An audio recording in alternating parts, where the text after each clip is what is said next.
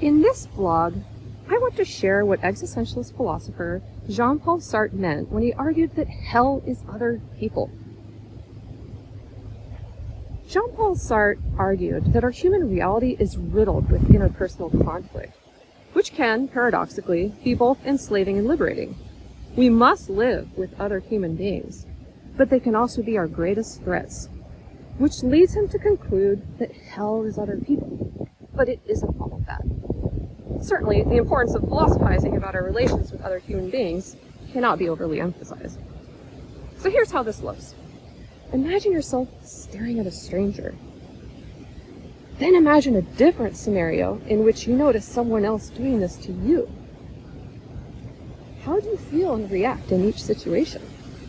As Sartre argues, the presence of others inevitably changes our world, and the fact that we cannot change or always control that can be very frustrating. The ways in which others alter our worlds vary, but what is always the case is that we cannot avoid some form of relations with others. In the first scenario, Sartre argues that we must wrestle with the fact that this other person, by analogy, must have a subjective mind like me. But we are forced to only infer this, because that other person exists in the realm of objects. We cannot get into their minds. Thus, we struggle to recognize their subjectivity in the face of their seeming objectivity. In the second scenario, the tables are turned, and we may feel objectified by the look of another.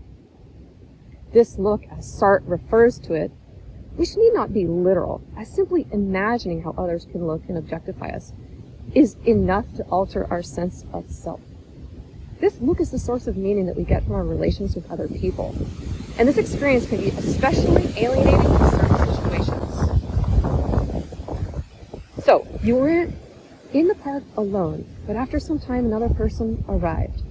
They need not be near you or even notice you, even just a simple nod. The presence of another person alters your experience.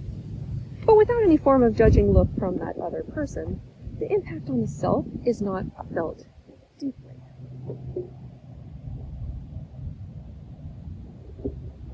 In another example of Sartre's, we can see how the impact can, conversely, be felt very intensely, that of his famous voyeur case.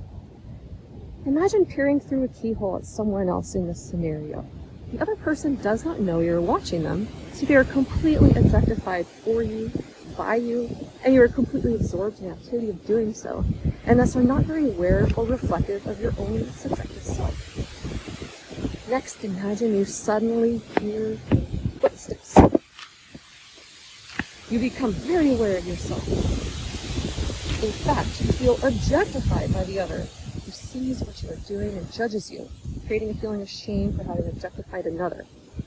Now you know how the other person on the other side of the door would feel if they knew they were being watched.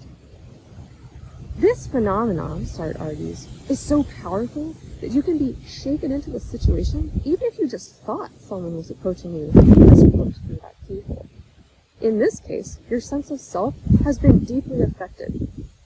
As Sartre says, the other, quote, holds the key to existence, end quote, because now this third person who has arrived has the power of a subject because they have objectified you, or so it seems.